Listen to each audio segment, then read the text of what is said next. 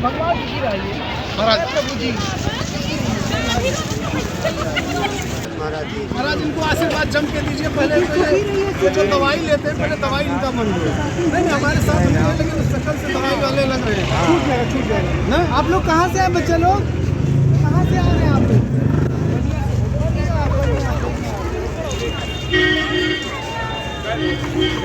आप लोग कहाँ से बता रहे हैं?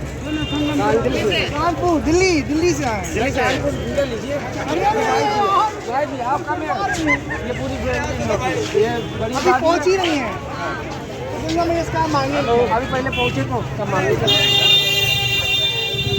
ये भाभी भाई चल नहीं पाती, थोड़ी सी गिरा रही है। ये बड़े भैया ये खो रहे हैं, भाभी से अचरा गाठ बांध के चलिए आप। देखिए कि यहाँ पे जो बच्चे आए हैं इस बार इतनी भारी संख्या में युवा आ रहे हैं, तो लगातार यहाँ आकर महाकुंभ में क्या खास क्या आम, सभी को श्रद्धालुओं की संज्ञा दी जाती है। ऐसे में हमारे ठीक पीछे आप देख सकते हैं यहाँ पर खास डिजिटल बाबा हैं जो मशहूर हैं। अगर हम बात करें तो पिछले कई सालों से इनको डिजिटल बाबा की संज्ञा दी जाती है और डिजिटल पर इतनी ज़्यादा कमांड है कि इनको लोग डिजिटल बाबा कहते हैं। और आप देख सकते हैं कि डिजिटल तकनीक का ये इस्तेमाल कर रहे हैं और लोगों से ऐसे ये पूछते भी हैं। हम बाबा से खुद बातचीत करेंगे कि आखिर डिजिटल का क्या महत्व है, क्यों इनको डिजिटल बाबा कहा जाता है। हालांकि इनका असल नाम रामशंकर दास है जो गोरखपुर के हैं। और महाराज बस आपको 2 मिनट का वक्त लेंगे। आपको डिजिटल बाबा कहा जाता है और अध्यात्म से डिजिटल का सफ़र कैसे आपने तय किया?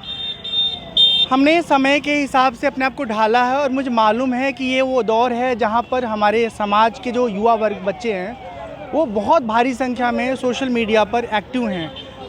जो ट्रेडिशनल राम कथा, भागवत कथा या सत्संग के आयोजन होते हैं वहाँ पर युवाओं की संख्या बहुत कम होती है, वह सोशल मीडिया में वो बहुत भारी संख्या में उपलब्ध है।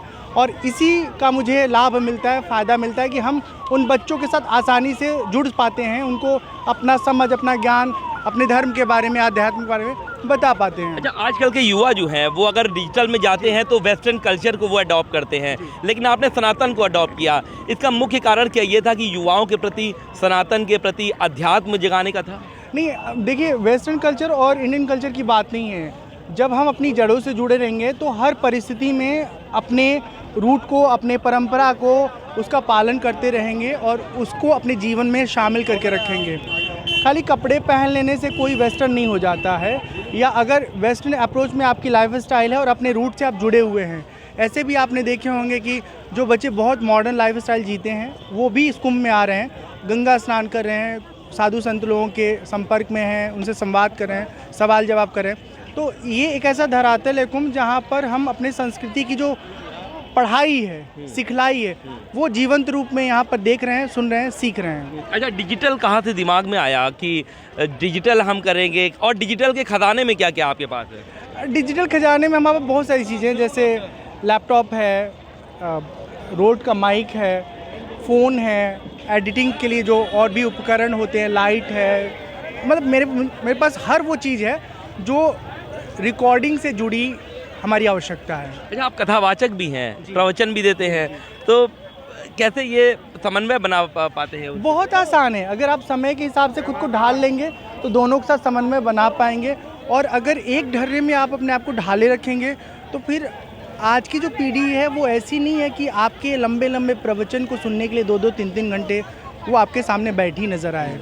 उसको थोड़े समय में गागर में सागर जैसी बात सुननी है, समझनी है। 90 सेकंड के रील में उसको पूरा सार से समझना है, क्योंकि उसके पास पढ़ाई का बहुत सारा विषय है, उसके अपने कार्य क्षेत्र के अपने विषय हैं, उसकी जिम्मेदारियां हैं अलग अलग तरह की।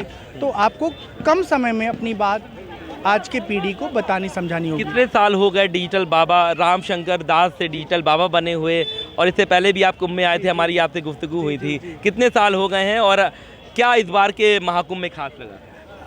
पहले एक सवाल का उत्तर ले लेते हैं कि इस बार का कुंभ जो है वो इसलिए बहुत खास है कि बहुत भारी संख्या में युवा इस कुंभ में आ रहे हैं, और वो आ रहे हैं तो सिर्फ गंगा जी नहीं नहा रहे हैं, गंगा जी स्नान के साथ साथ वो यहाँ की दुनिया को, यहाँ की बातों को सुन रहे हैं, समझ रहे हैं, और कहीं न कहीं देखने से चीज़ें जल्दी हम सीखते हैं, सुनने में वो असरदार कम होती है, पर जब जीवंत हम देख रहे हैं त्याग तपस्या से युक्त लोगों को यहाँ जीवन जीते हुए, तो समझ में आ रहा है कि हाँ, मेटलिस्टिक लाइफ के अलावा भी एक ऐसी लाइफ है जहाँ पे हम इंट्रोवर्ट होकर के अपनी तलाश करते हैं, खुद की खोज करते हैं। दूसरा एक सवाल आपका था कि कितने साल हो गए आपको? कितने साल हो गए मुझे आध्यात्मिक यात्रा में।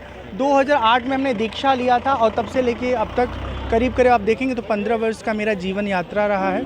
इन 15 वर्ष के जीवन यात्रा में बहुत समय मेरा पढ़ाई लिखाई में खर्च हुआ।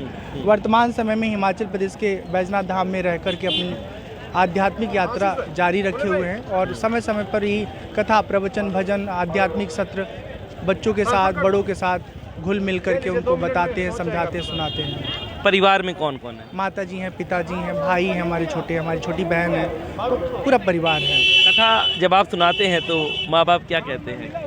माता पिता मतलब शुरू से लेके अब तक वो यही चाहते हैं कि तुम्हारे जीवन में कोई तुम्हारी जीवन साथी हो, ताकि तुम्हारे साथ वो कदम से कदम मिला के तुम्हारे संघर्ष में साथ दे सके, तुम्हारे तकलीफ़ों में साथ दे सके। पहले मुझे इन सब चीज़ों में रुचि नहीं थी। इन सब चीज़ों मुझे लगता है झंझट है, ये हमारे लिए संभव नहीं है। गृह जीवन के बहुत सारे दाव पेच होते हैं, बहुत सारी जिम्मेदारियाँ होती हैं, पर परिपक्वता आने के बाद अब लगता है कि एक साथ मतलब ये महाकुंभ में आपने कुछ खोजा है आपकी बार के? हाँ, इस बार के महाकुंभ में हम गंगा मैया से, भगवान से, अपने इष्ट प्रभु राम से सबसे प्रार्थना किए थे कि एक मुझे साथी दे दीजिए, और मुझे साथी मिली हैं। तो अब देखते हैं, करीब सब कुछ अगर तालमेल अच्छा रहा, विचारिक जो समझ का धरातल सब कुछ ठीक नज़र आया, फिर जीवन साथी। वो भी एक साध्वी हैं? साध्वी नहीं है, वो बहुत अच्छी गायिका हैं, और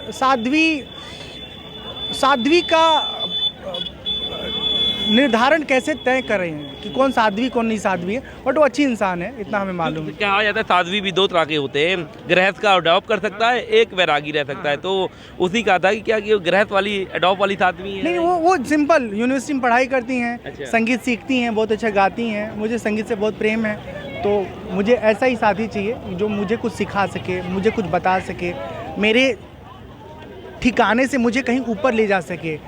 तो संगीत में मेरी दिलचस्पी बहुत है, इसीलिए मेरे मन में एक ख्याल भी था कि संगीत का ही कोई साथी मिले।